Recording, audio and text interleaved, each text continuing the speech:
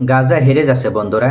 একই দিনে গাজায় ৯০টি হামলা করলো এবার দখলদার বাহিনী। এই যে ৯০টি হামলা করেছে এরপরও কিন্তু গাজা হেরে যেত না।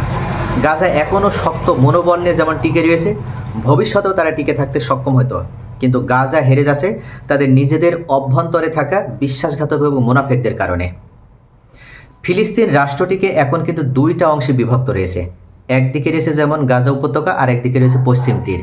এই পশ্চিম তীর শাসন করছে মাহমুদ আব্বাস, আর গাজা উপত্যকা শাসন করছে হামাস নেতৃত্বাধীন, অর্থাৎ হামাস নেতৃত্বাধীন দল। তো এই যে পশ্চিম তীরের সাথে গাজা উপত্যকার ভিতরে দুইটা উপত্যকা মিলে যখন একটা রাষ্ট্র, তাদের ভিতরে কিন্তু কোনো কন্ট্রাডিকশন নেই।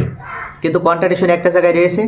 হামাস ইসরায়েলের সাথে কোনো ধরনের বন্ধুত্বপূর্ণ সম্পর্ক স্থাপন করতে চায় না।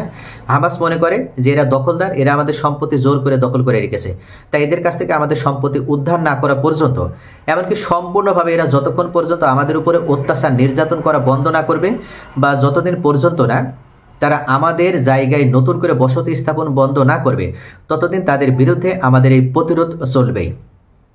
কিন্তু পশ্চিম তীরের এই মাহমুদ আব্বাসের নেতৃত্বাধীন ফিলিস্তিন তারা কি মনে করে?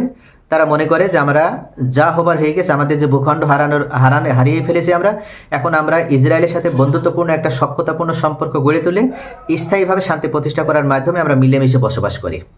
এই জায়গাতে কিন্তু মূল সমস্যা। আর এবারই এই হামাসের বিরুদ্ধে এবার শুধু দখলদার বাহিনী নয়, এবার আপনার পশ্চিম তীরে থাকা মাহমুদ আব্বাস তিনিও কিন্তু ষড়যন্ত্র শুরু করে দিয়েছে। শুধু ষড়যন্ত্রই নয়, তিনি সরাসরি এবার হামাসের বিরুদ্ধে ষড়যন্ত্র করার মাধ্যমে ইসরায়েলকে অর্থ দিচ্ছে, ইসরায়েলকে অস্ত্র দিচ্ছে, এমনকি সৈন্য পাঠানোর মাধ্যমে সহায়তা করছে। ইসরায়েলের দখলদার বাহিনী জানিয়েছে তাদের বিমান বাহিনী একদিনে গাজা উপত্যকা জুড়ে ৯০টি হামলা চালিয়েছে। মাত্র ৩৬৫ বর্গ কিলোমিটারের ১৪০ বর্গ মাইল আয়তনের ভূখণ্ডে এমন হামলা যে কোনো যুদ্ধক্ষেত্রের তুলনায় কিন্তু ব্যাপক। গাজা উপত্যকার দৈর্ঘ্য কত, আয়তন কত? ৩৬৫ বর্গ কিলোমিটার মাত্র। তারা দাবি করেছে যে গাজার যোদ্ধাদের সামরিক কম্পাউন্ড এবং ভূগর্ভস্থ অবকাঠামোতে আঘাত করা হয়েছে। তবে হামলার অবস্থানের কোনো প্রমাণ বা বিবরণ প্রদান করেনি সেনাবাহিনী। সাম্প্রতিক দিনগুলোতে ইসরায়েলি বাহিনী আল মাওয়াসিতে বাস্তুচ্যুত ফিলিস্তিনিদের আশ্রয় দেওয়ার জন্য ব্যবহৃত তাঁবুগুলোতে এবং গাজা শহরের একমাত্র ক্যাথলিক গির্জায়ও হামলা চালিয়েছে। এছাড়া তেহরান প্রার্থীদের ওপর নিয়মিত হামলা চালিয়ে আসছে এই দখলদার বাহিনী।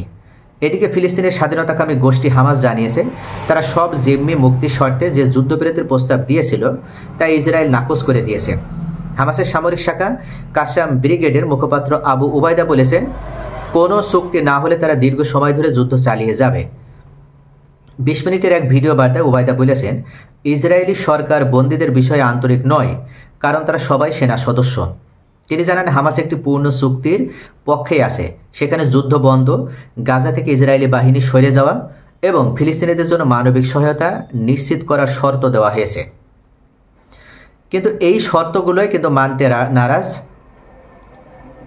ইসরায়েলি দখলদার বাহিনী।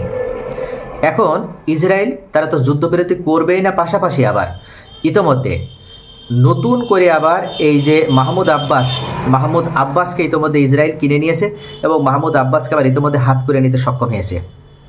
ফিলিস্তিনের গাজায় ইসরায়েলের দীর্ঘ ২১ মাসের অবরোধ ও যুদ্ধ পরবর্তী সময় এখানকার নিয়ন্ত্রণে নতুন মন্তব্য করেছেন ইতিমধ্যে ফিলিস্তিনের এই প্রেসিডেন্ট মাহমুদ আব্বাস। তিনি বলেন, ফিলিস্তিনের স্বাধীনতাকামী গোষ্ঠীটির অবশ্যই ফিলিস্তিন কর্তৃপক্ষের কাছে তাদের সব ধরনের অস্ত্র হস্তান্তর করতে হবে। একই সঙ্গে এই অঞ্চলের নিয়ন্ত্রণ ফিলিস্তিন কর্তৃপক্ষের হাতেই থাকবে। জর্ডানের রাজধানী আম্মামে তিনি এই কথাটি উল্লেখ করেছেন। তিনি বলেন, হামাসের বৈধ প্রক্রিয়ার মধ্য থেকে রাজনৈতিক কর্মকাণ্ডে অংশগ্রহণ করতে হবে এবং এবছরের গোড়ার দিকে লেবানন সফর শেষে এবং সেখানে তিনি এই বিষয়ে মন্তব্য দেন, যার মধ্যে ফিলিস্তিন গোষ্ঠীগুলো অস্ত্র ত্যাগ করবে।